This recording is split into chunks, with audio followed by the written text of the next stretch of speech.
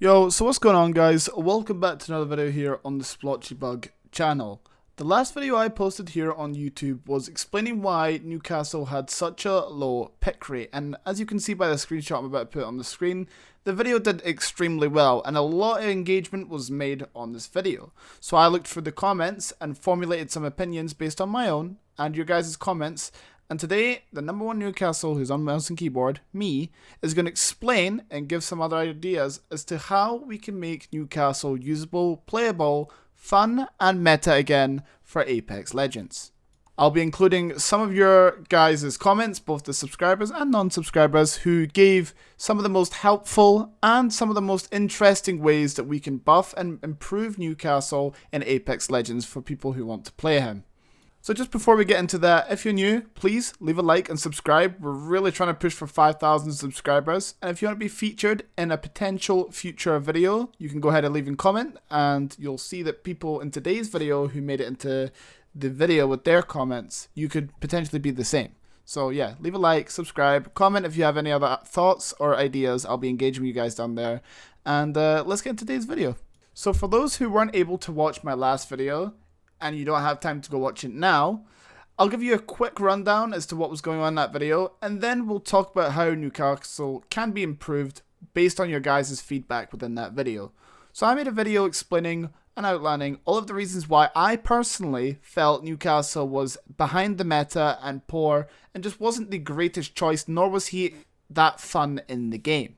And a lot of you guys in the comments, and people who watched the video, really resonated with my thoughts. So I talked about how there was so many better counter picks and so many other legends that do things Newcastle can't do, or they do what he does better in certain scenarios with the way the game is played currently. And you guys left a lot of feedback in the comments, so I'm going to highlight those and explain to everyone watching today's video how these comments, with their ideas on how we can buff Newcastle, along with my formulated opinion, can help give us a clear idea on how Newcastle can improve in Apex Legends if the devs were to make these changes.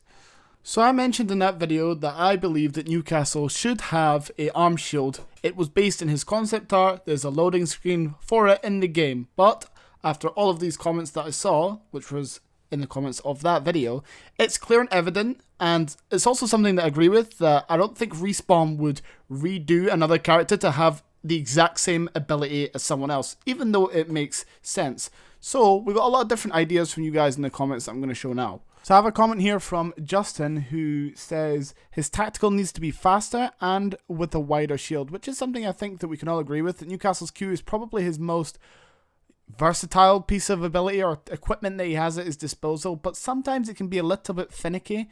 So making it wider and bigger will definitely help you evade more grenades, damage, shots from multiple different teams. I like that. It's a good start.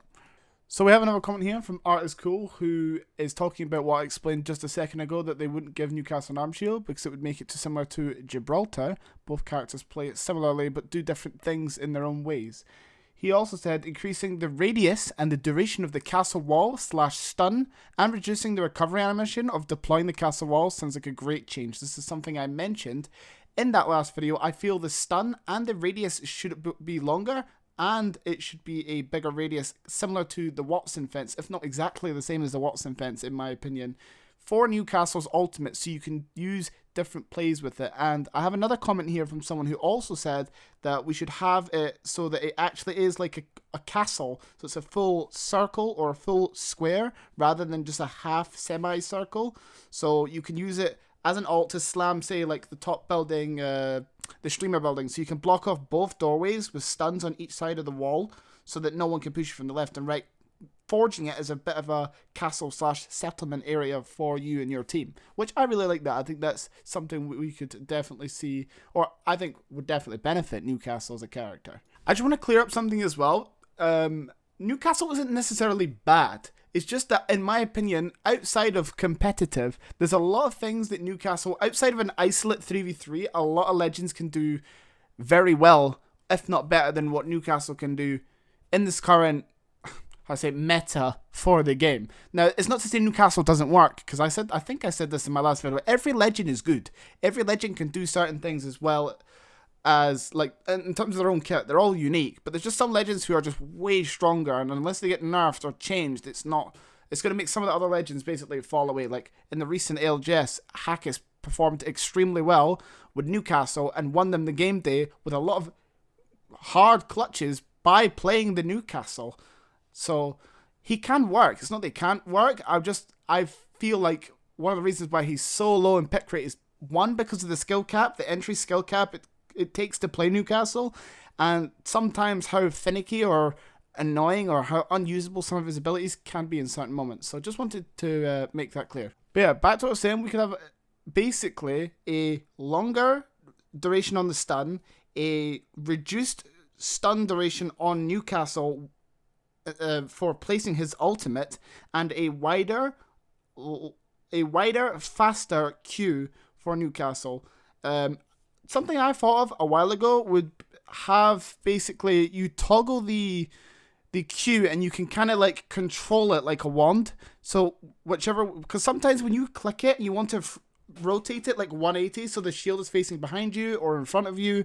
You can't really get that specific turning on the Newcastle Q without looking in that direction, which makes it sometimes quite finicky for a lot of players to actually rotate and move the Q in the way that they want. So if they had something like, maybe when you throw the Q down on it, there's like a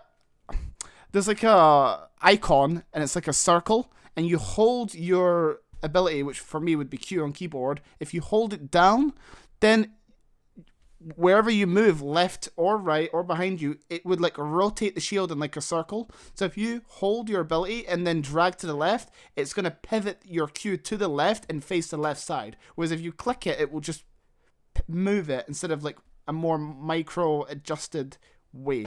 I know that was a bit difficult to explain, but if you guys understand what I'm talking about, then yeah, that would be another great change for Newcastle. I believe all of these changes together would make Newcastle a more usable legend and would give him some more viability in different ways, in different situations. But he is still very good. I believe his entry skill is just pretty difficult for a lot of players, especially new players.